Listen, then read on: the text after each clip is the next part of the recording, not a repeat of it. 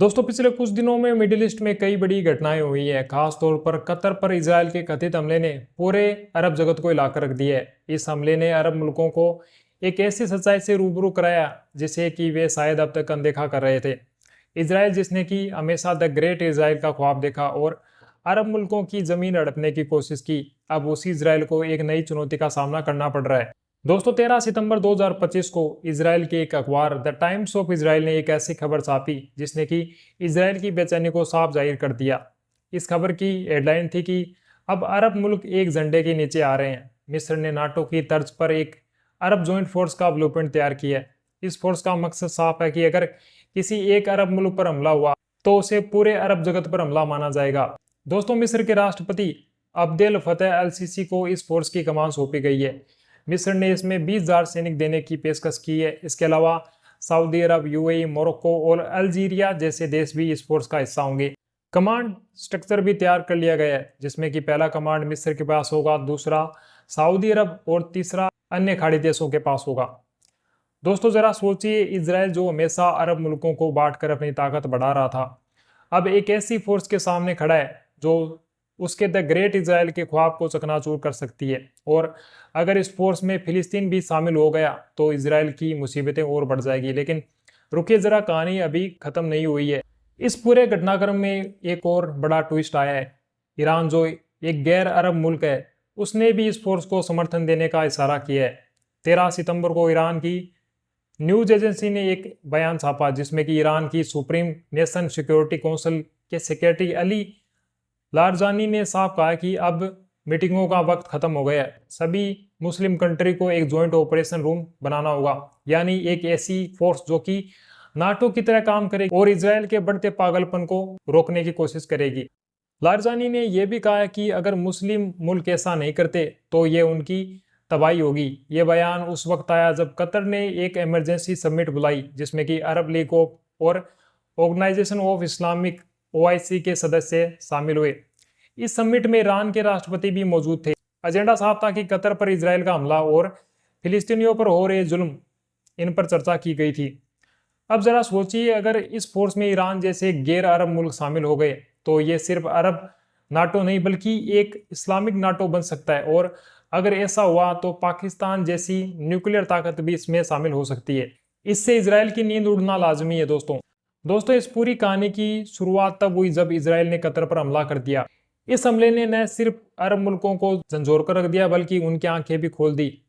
Qatar के प्रधानमंत्री ने साफ कहा है कि इस हमले का जवाब कलेक्टिव होगा, यानी सारे अरब मुल्क मिलकर इसका जवाब देंगे। दोस्तों सीएनएन की एक रिपोर्ट में इस बात का जिक्र है कि कतर पर हमले के बाद गल्फ मुल्कों में पहली बार इतना गुस्सा और खौफ देखा गया।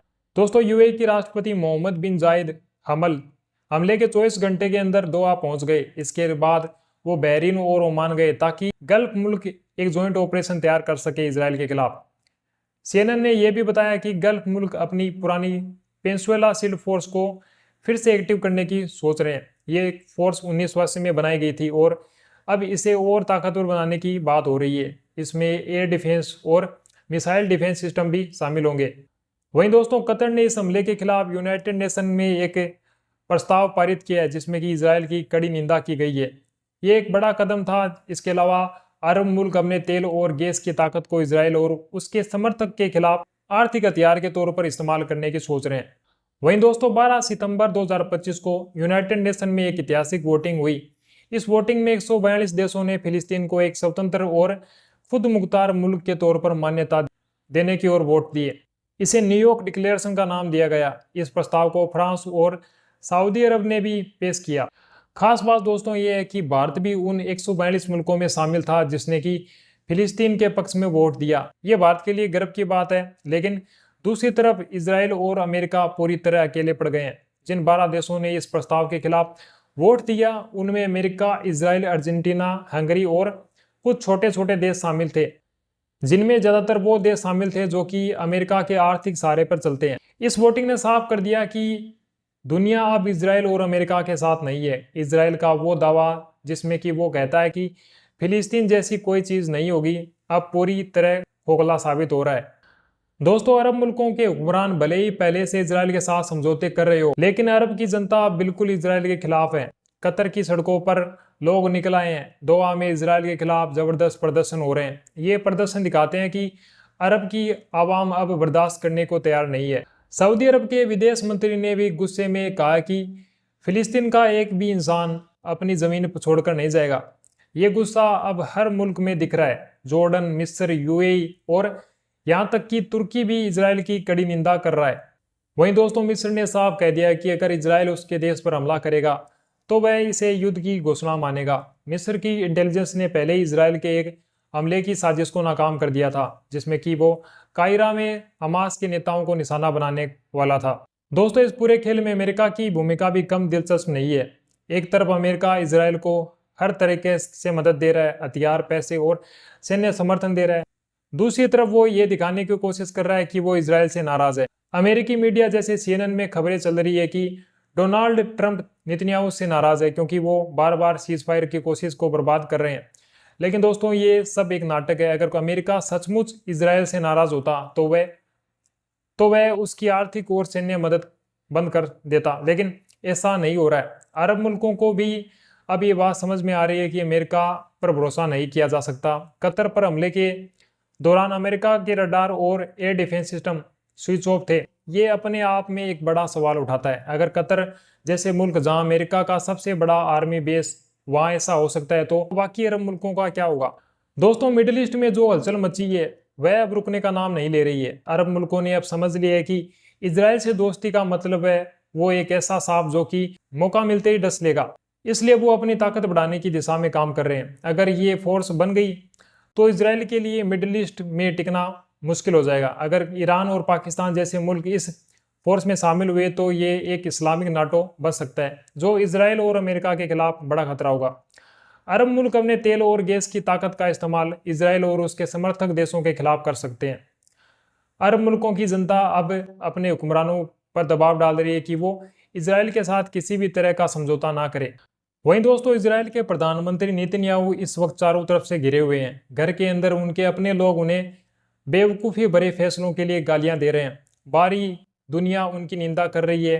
गजा में हो रहे हमले, कतर पर हमले की कोशिश और अब अरब मुल्कों का एकजुट होना, ये सब नेतन्याहू के लिए बुरा सपना हो सकता है जिसका उसने कभी सोचा भी नहीं होगा। वहीं दोस्तों, गजा में इस वक्त इतने हालात खराब है कि इजराइल के पूर्व आर्मी चीफ हलेवी ने गार्डियन को दिए बयान में कहा है कि 2 लाख से ज्यादा लोग मारे जा चुके हैं। यह आंकड़ा गजा के हेल्थ डिपार्टमेंट के आंकड़ों से भी ज्यादा है।